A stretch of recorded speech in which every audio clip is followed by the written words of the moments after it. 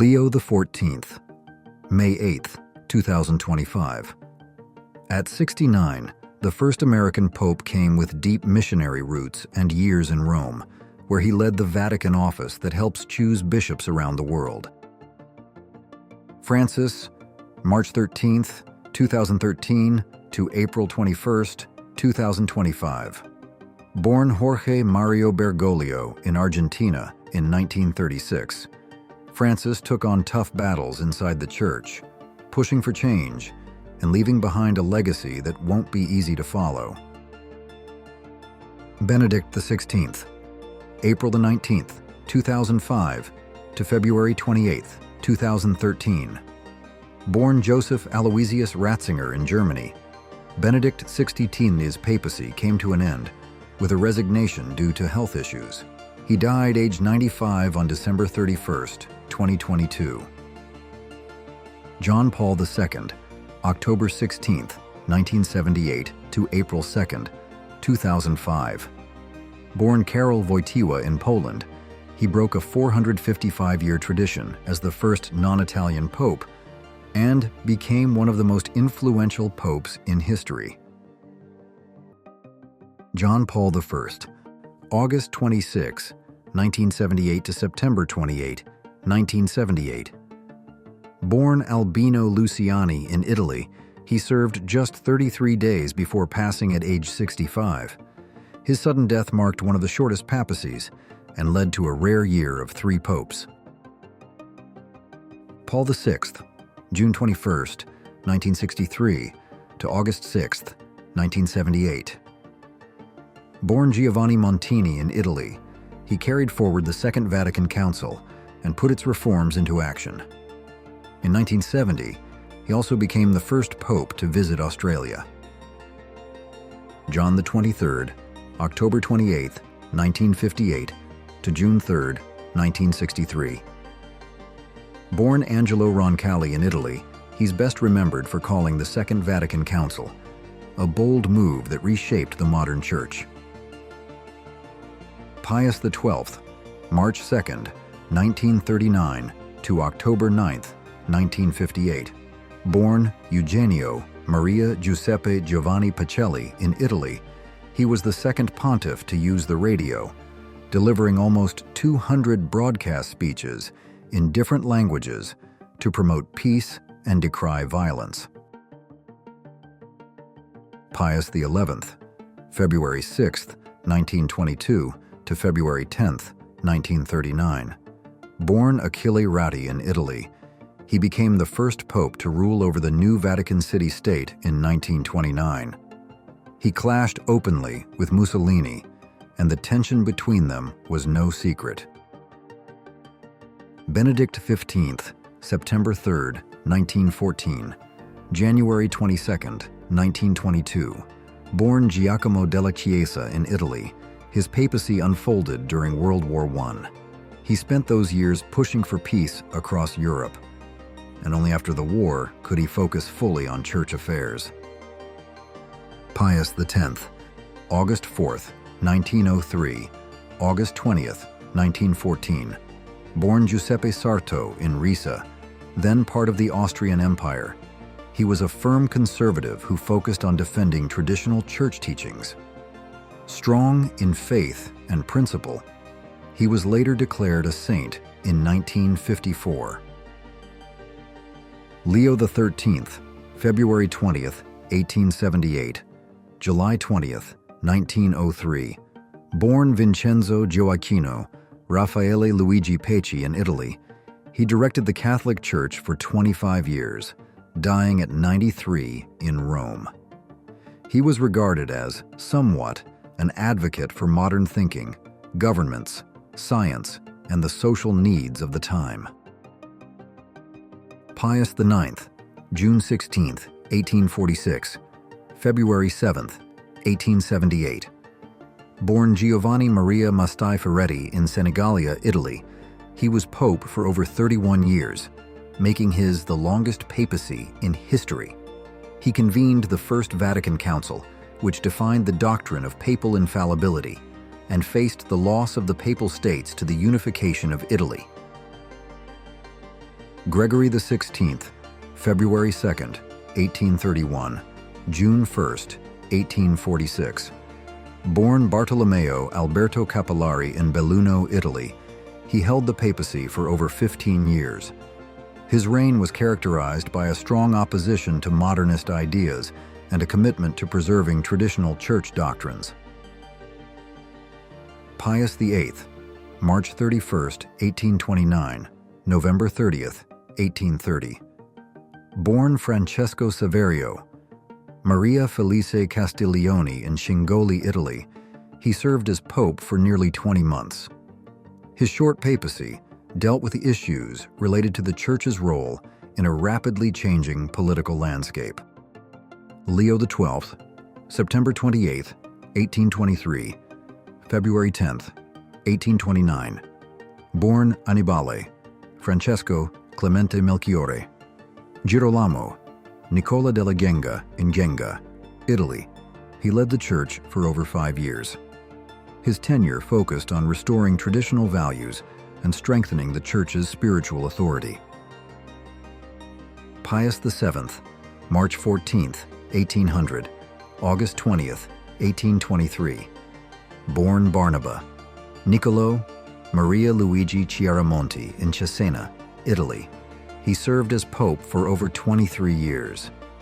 His papacy was marked by significant challenges, including the Napoleonic Wars and the re-establishment of the Church's position in post-revolutionary Europe. Pius VI, February 15, 1775, August 29, 1799. Born Giovanni Angelo Braschi in Cesena, Italy, he held the papacy for over 24 years. His tenure encompassed the tumultuous period of the French Revolution, during which he was taken prisoner by French forces and died in captivity. Clement XIV, May 19, 1769, September 22, 1774. Born Giovanni Vincenzo Antonio Ganganelli in Sant'Arcangelo di Romagna, Italy, he led the Church for over 5 years. He is most noted for his decision to suppress the Jesuit order in 1773 under pressure from European monarchies. Clement XIII, July 6, 1758, February 2, 1769. Born Carlo della Torre di Rezzonico in Venice, Italy, he served as pope for over a decade. His papacy was marked by staunch support for the Jesuits amid growing political pressure to suppress the order. Benedict XIV, August 17, 1740, May 3, 1758. Born Prospero, Lorenzo Lambertini in Bologna, Italy, he held the papacy for almost 18 years. A scholar and reformer, he is remembered for his work on canon law and efforts to modernize the Church's approach to science and culture. Clement XII, July 12, 1730, February 6, 1740. Born Lorenzo Corsini in Florence, Italy, he led the Church for nearly a decade. Despite being blind in his later years, he commissioned significant architectural projects, including the completion of the Trevi Fountain. Benedict XIII, May 29, 1724, February 21, 1730. Born Pietro Francesco Orsini in Gravina in Puglia, Italy, he served as pope for almost 6 years. Known for his personal piety and austerity, he worked to reform the clergy and promote religious education. Innocent XIII, May 8, 1721, March 7, 1724. Born Michelangelo dei Conti in Poli, Italy, he held the papacy for nearly 3 years. His tenure focused on church reforms and addressing issues related to the Jesuits and missionary activities. Clement XI, November 23, 1700, March 19, 1721. Born Giovanni Francesco Albani in Urbino, Italy, he served as pope for over 20 years. His papacy was marked by efforts to combat Jansenism and to promote missionary work, as well as by the condemnation of the Chinese rites. Innocent XII, July 12, 1691, September 27, 1700.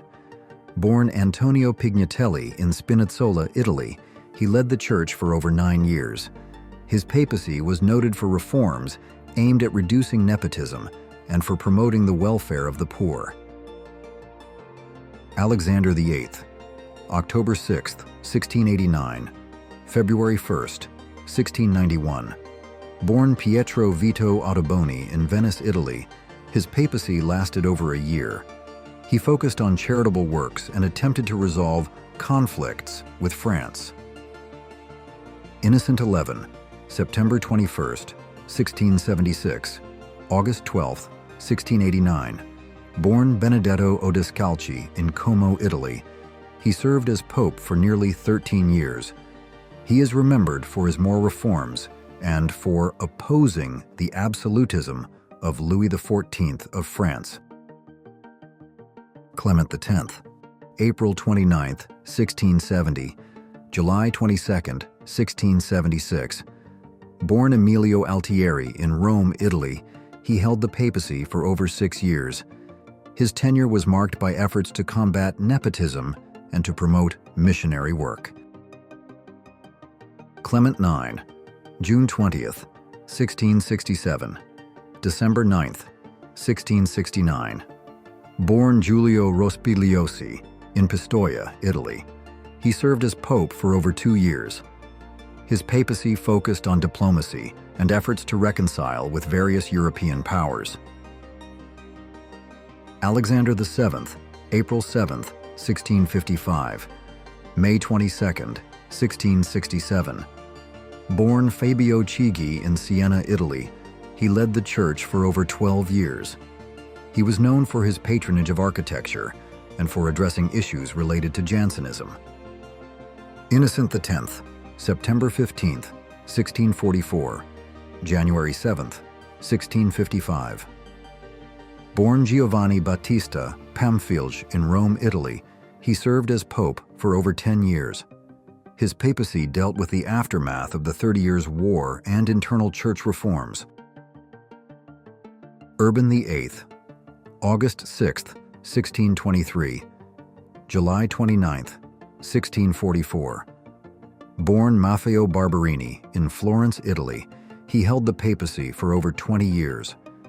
His reign was marked by patronage of the arts and sciences, as well as the controversial trial of Galileo Galilei. Gregory XV, February 9, 1621, July 8, 1623. Born Alessandro Ludovisi in Bologna, Italy, he served as pope for over 2 years. He is remembered for reforming the papal conclave process and for founding the Congregation for the Propagation of the Faith. Paul V, May 16, 1605, January 28, 1621. Born Camillo Borghese in Rome, Italy, he led the church for over 15 years. His tenure was noted for conflicts with secular authorities and for promoting the arts and architecture in Rome. Leo XI, April 1, 1605, April 27, 1605. Born Alessandro Ottaviano de' Medici in Florence, Italy, his papacy lasted only 27 days, making it one of the shortest in history. Clement VIII, January 30, 1592, March 3, 1605. Born Ippolito Aldobrandini in Fano, Italy, he served as pope for 13 years. His papacy was marked by efforts to implement the reforms of the Council of Trent and to strengthen the Church's spiritual authority.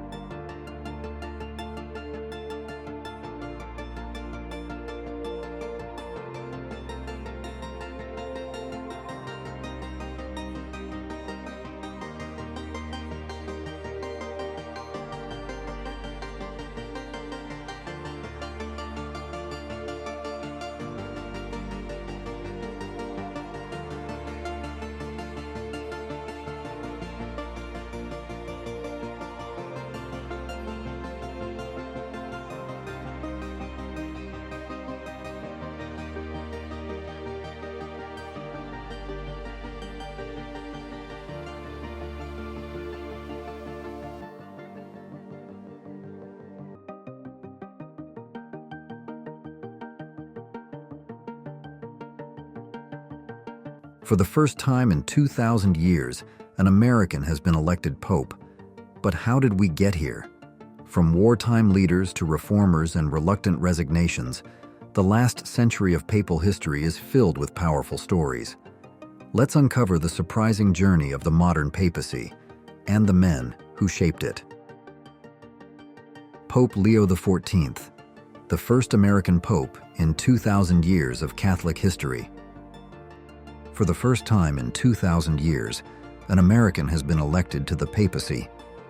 Cardinal Robert Francis Prevost, a man few outside ecclesiastical circles had heard of, emerged on the balcony of St. Peter's Basilica on May 8th and quietly rewrote history. Now known as Pope Leo XIV, the 267th successor to St. Peter, he did not arrive with theatrical gestures or grand proclamations. Instead, he looked into the crowd below and offered just 3 words: peace to all. And in that simple, soft phrase, something shifted. There was no need for thunderous applause or orchestrated spectacle, just sincerity, rooted in decades of humble service far away from the marble corridors of the Vatican. What makes this moment even more profound is that, for generations, there existed a quiet but firm rule within the Vatican. No American should ever become pope. The logic was more symbolic than legal. How could the spiritual leader of 1.4 billion Catholics also hold citizenship from a nation so dominant in global affairs? The convergence of political and spiritual power was deemed too risky, too loaded with implication. Yet here we are. And the irony is rich, because Robert Prevost is perhaps the least American the Vatican could have chosen.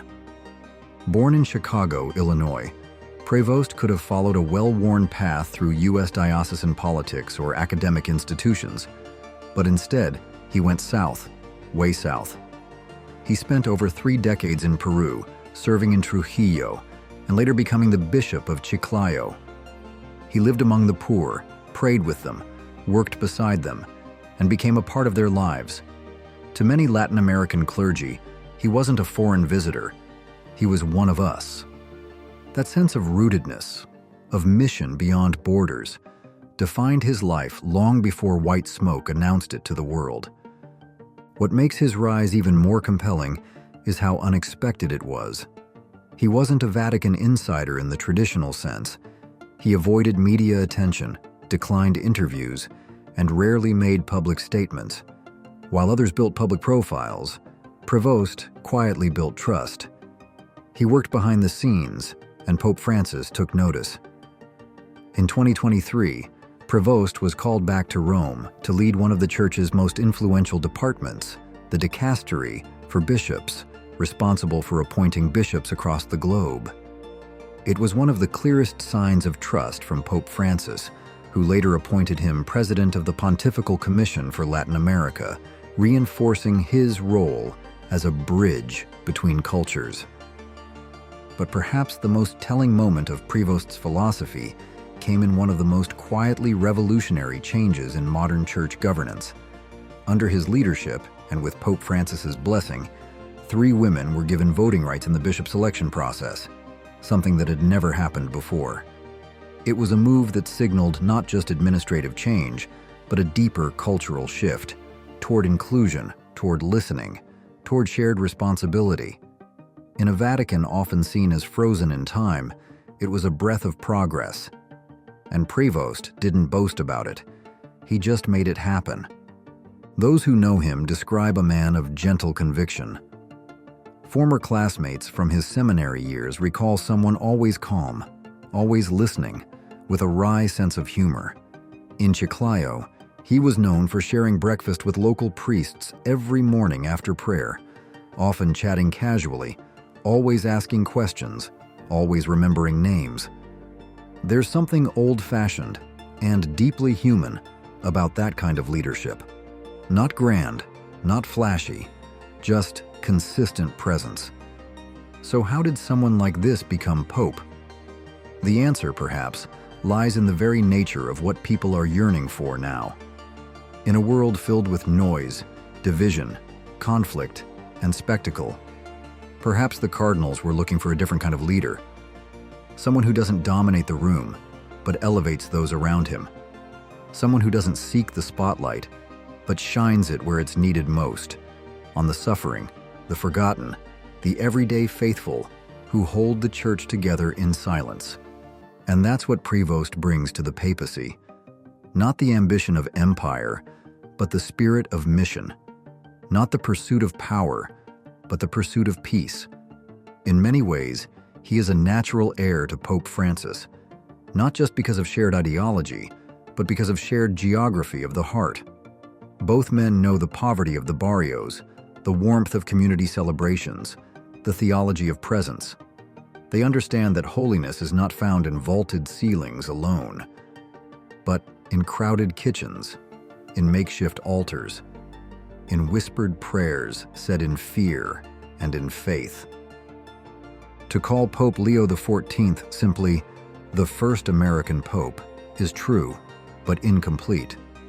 Because he is more than a national figure, he is, as one theologian put it, the Pope for all the Americas. His life has been a bridge between North and South, between institutional structure and grassroots faith. His support from Latin American cardinals wasn't political, it was personal. They know him, they trust him, and perhaps most importantly, they see in him a man who can carry the church not just into the future, but into the margins where Christ has always dwelled. And now, as global crises mount, climate change, migration, war, economic inequality, the Church once again finds itself at a crossroads. In Pope Leo XIV, there is hope that the Church will not retreat into rigid authority or soft diplomacy, but will engage the world boldly yet humbly. His life in Peru gave him first-hand knowledge of how global policies hit the poorest the hardest. His work in Rome gave him insight into how change can be enacted slowly, strategically, and with lasting impact. But most of all, his words, those first words, remind us that he hasn't changed. He hasn't forgotten who he is, and he hasn't abandoned the posture of a servant, even as he steps into the shoes of the fisherman. Peace to all. Simple, sincere, unshakably grounded. In those three words lies the promise of a papacy not built on politics or pageantry, but on presence. So here we are, at the beginning of something new. Not just a new pope, but a new tone, a new way of leading, a quieter voice in a louder world, a shepherd who knows the smell of his sheep, a man who has chosen, again and again, to walk alongside the forgotten, now called to guide the faithful. And maybe, just maybe, in this moment of global noise, that quiet voice is exactly what we've been waiting for all along. Pope Francis, March 13, 2013, April 21, 2025. Finally, we come to Pope Francis, a man whose papacy broke barriers, touched hearts, and reminded the world of the power of simple compassion. Born Jorge Mario Bergoglio in Argentina in 1936, he grew up in a working-class family in Buenos Aires. Before becoming a priest, he studied chemistry and even worked as a janitor. His path to the papacy was grounded in humility and service. As Archbishop of Buenos Aires, he chose to live in a small apartment, cook his own meals, and take the bus to work. Quiet signs of the man he would remain, even after taking the world's highest religious office. In March 2013, after the surprise resignation of Pope Benedict XVI, 115 cardinals entered the conclave to choose a new leader.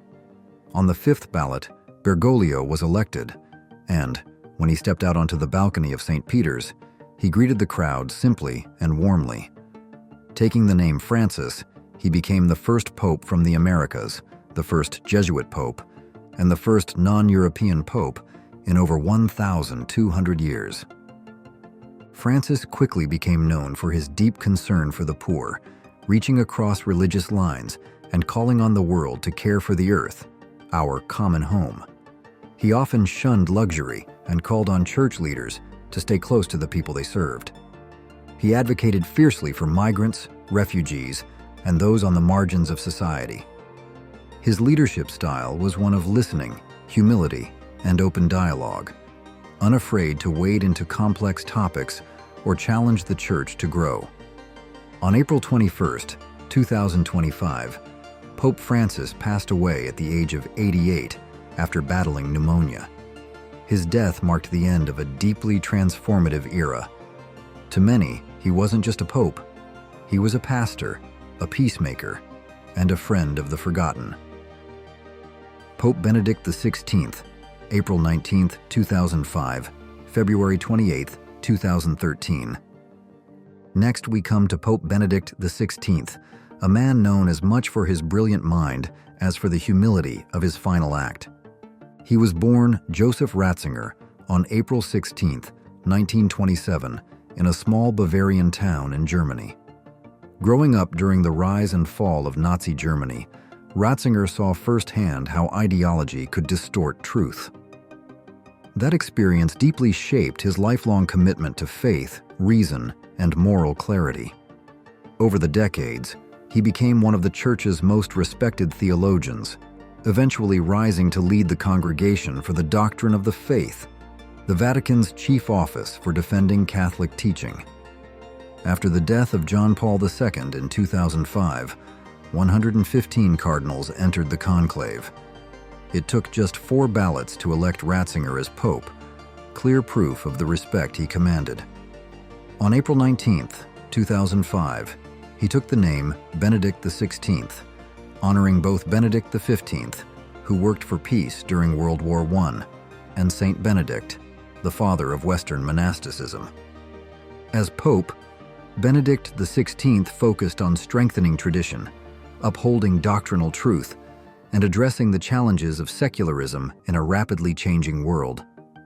His scholarly background brought a thoughtful and measured tone to the papacy. But his time as pope wasn't without controversy. He also faced the painful challenge of addressing abuse scandals within the church. Then, in a moment that stunned the world, Benedict did something no pope had done in over 600 years. In February 2013, citing his age and declining health, he resigned the papacy, stepping aside to let a younger man lead. It was an act of humility, courage, and realism.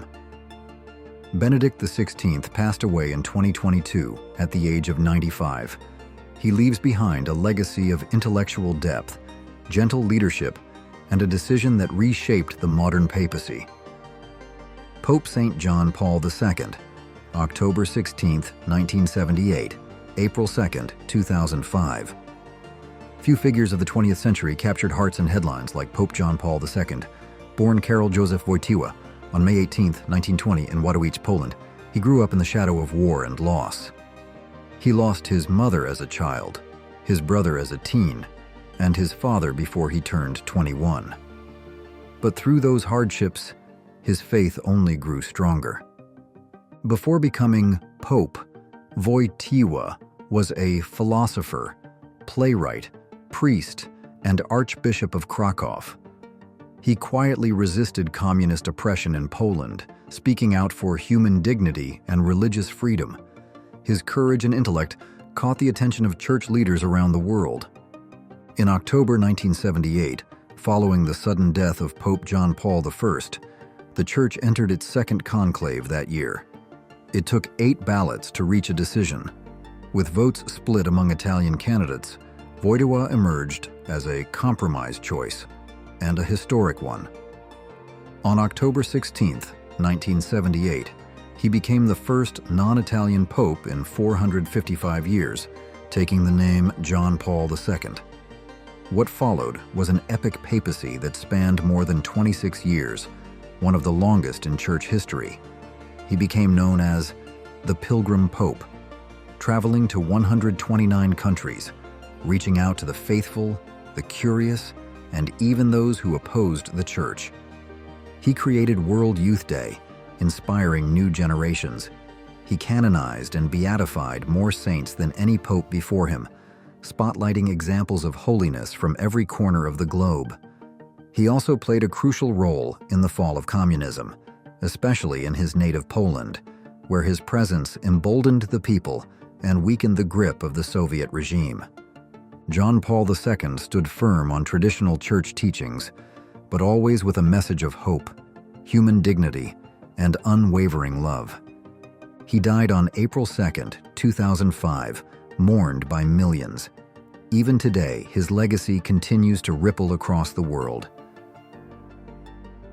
Pope John Paul I, August 26 to September 28, 1978. Now we come to one of the shortest papacies in history, but one that still left a deep impression on hearts around the world. Pope John Paul I, born Albino Luciani in 1912, was an Italian from the Veneto region, known for his gentle nature, sharp intellect, and down-to-earth charm. Before becoming pope, he served as Patriarch of Venice, where he gained a reputation as a humble and pastoral bishop, someone who walked among his people, not above them. When Pope Paul VI passed away in 1978, the cardinals gathered for a conclave that would soon surprise the world. On August 26, 1978, Luciani was elected pope and chose a name no one had ever used before, John Paul I. It was a heartfelt tribute to both John XXIII, who had inspired him with warmth and vision, and Paul VI, whose reforms he deeply respected. This dual name symbolized his intent to continue their legacy, balancing tradition with renewal.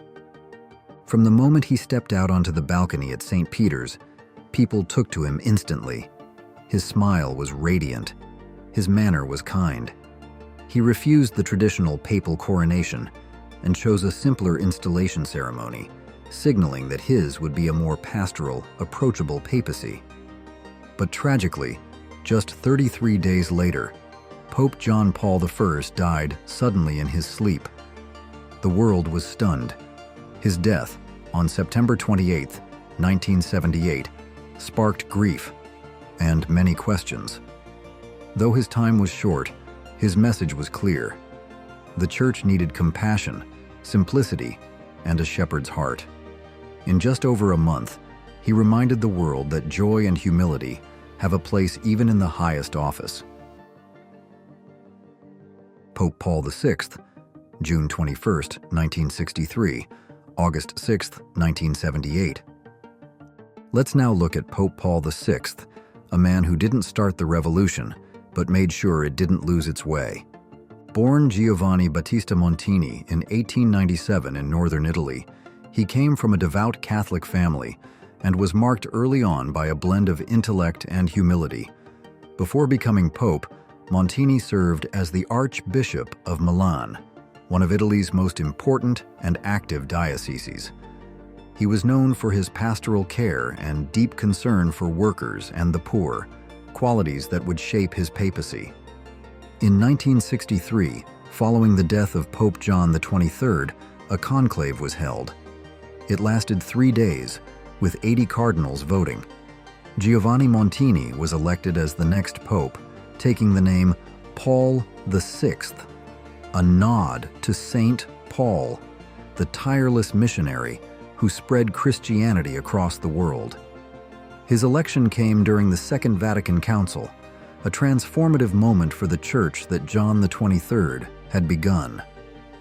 Paul VI took on the monumental task of bringing that council to completion, navigating a delicate balance between tradition and modernization. And that's where Paul VI left his mark. He simplified papal ceremonies, removing some of the regal elements that once made the papacy seem distant. He also established the Synod of Bishops, giving local church leaders a stronger voice and encouraging shared responsibility in guiding the Church. Among his most notable reforms was introducing mandatory retirement at age 75 for bishops and setting the age limit at 80 for cardinals who vote in papal conclaves, changes that brought a more practical and orderly system to church governance. Paul VI passed away on August 6, 1978, after 15 years as Pope. He's remembered as a quiet, determined shepherd, a man who stayed the course through controversy and helped the Church find its footing in the modern world. Pope St. John XXIII, October 28, 1958, June 3, 1963. Next, we meet a pope who surprised the world, not with grand power plays, but with his deep humility and boundless warmth. He was born Angelo Roncalli on November 25, 1881, into a large farming family in northern Italy. Despite his humble roots, Roncalli went on to live an extraordinary life. He served as a military chaplain during World War I, later as a papal diplomat, and eventually became the beloved Cardinal of Venice. When Pope Pius XII died in 1958, a new conclave convened. It lasted 4 days, and while many thought the next pope would be Cardinal Giovanni Battista Montini, the future Paul VI, it was the gentle and unassuming Roncalli who was elected instead. Upon accepting, he simply said with a smile, "I am called John." That moment alone told the world something had changed. People instantly took to him, drawn by his approachable nature and grandfatherly charm. But don't let that warm smile fool you. Pope John XXIII came to make history. In 1962, just a few years into his papacy, he called the Second Vatican Council, or Vatican II, one of the most important events in modern church history.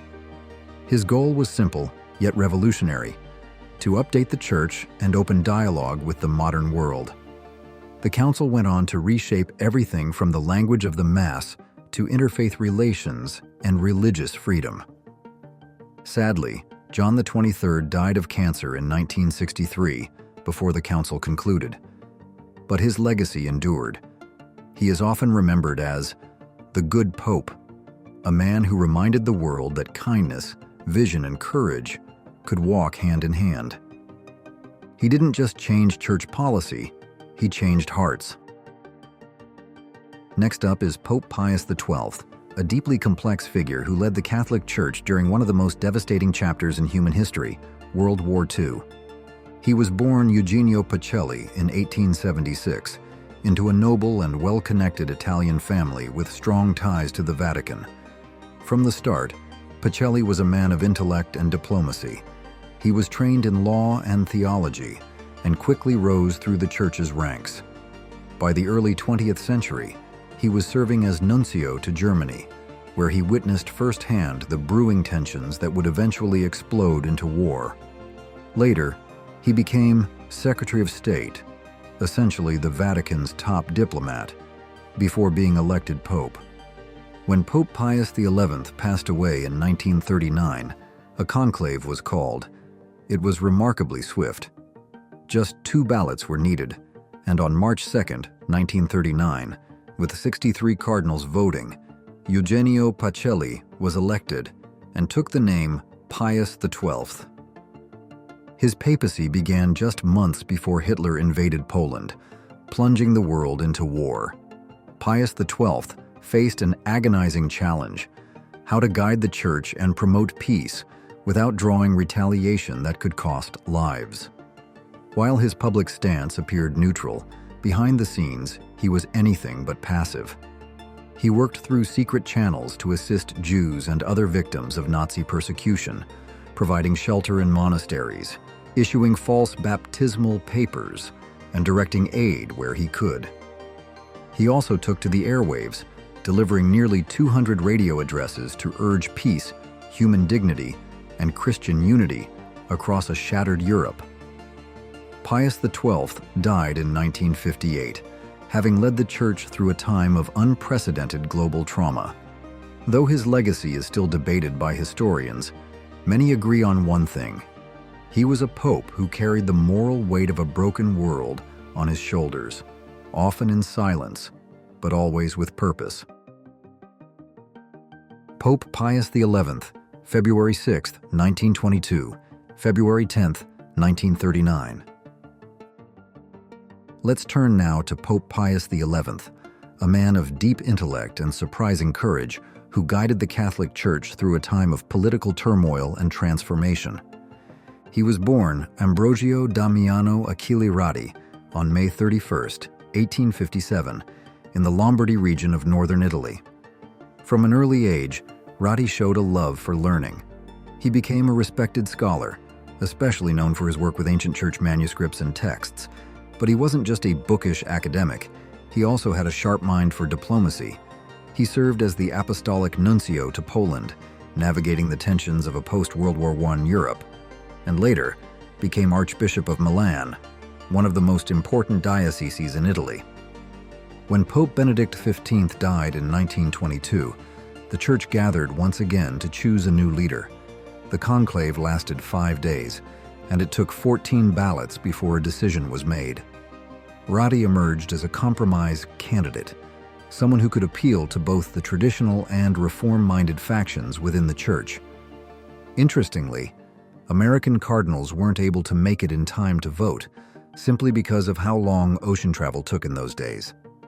As Pope, Pius XI made history with one of the most significant agreements of the 20th century, the Lateran Treaty, signed with Benito Mussolini in 1929. This treaty officially recognized Vatican City as an independent sovereign state, resolving a long-standing conflict between the Church and the Italian government that had lingered since the 19th century. But Pius XI didn't stop there. As fascism gained momentum in Europe, he stood his ground. He spoke out against totalitarian ideologies and firmly defended the Church's right to oversee its own educational institutions, even as regimes tried to tighten control over all aspects of public life. He died in 1939, just months before World War II erupted. Remembered for both his diplomatic skill and moral courage, Pius XI was a pope who understood the delicate balance between faith and politics, and wasn't afraid to speak out when it mattered most. Pope Pius XII, March 2, 1939, October 9, 1958. Pope Benedict XV, September 3, 1914, January 22, 1922.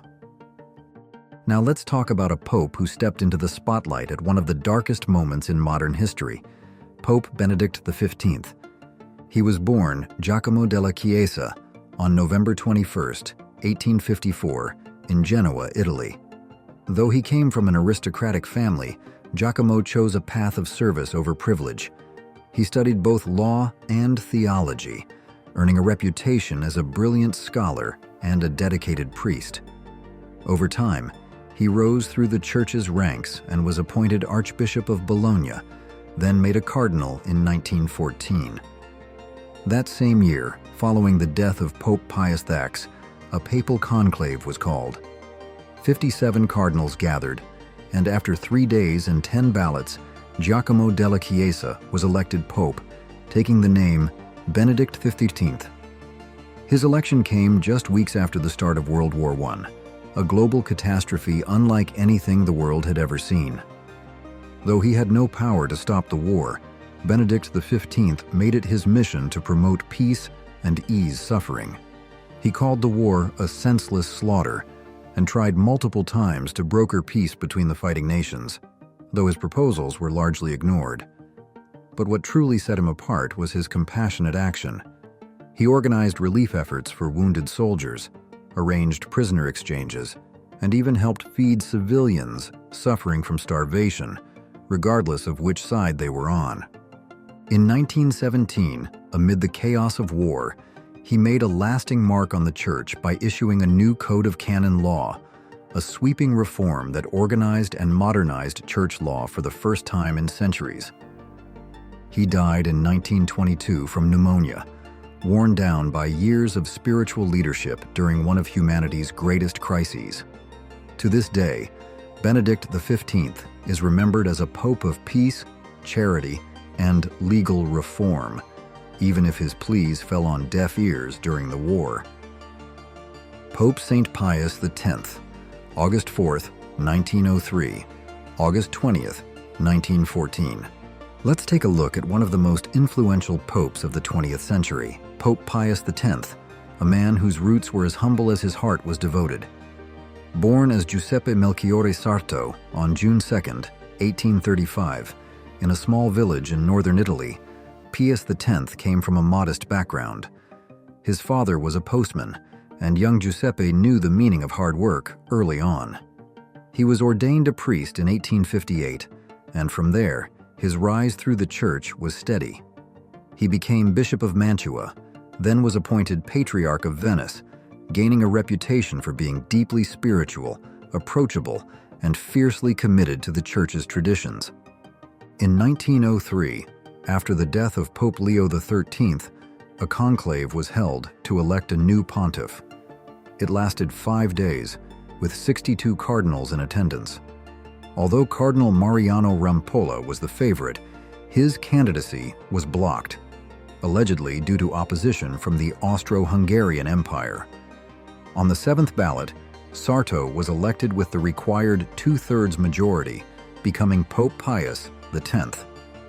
His papacy left a strong mark on church history. In 1904, he issued the Apostolic Constitution, Vacante Sede Apostolica, which firmly stated that civil governments could no longer meddle in papal elections, a bold move that protected the church's independence. Pius X also made headlines by encouraging children to receive communion at a younger age, believing early access to the Eucharist would deepen their spiritual lives. And when disaster struck, like the 1908 Messina earthquake, he responded with compassion and action, sending aid to those affected. As World War I loomed, his health began to fail, and he passed away in 1914, leaving behind a legacy of reform, humility, and unwavering faith.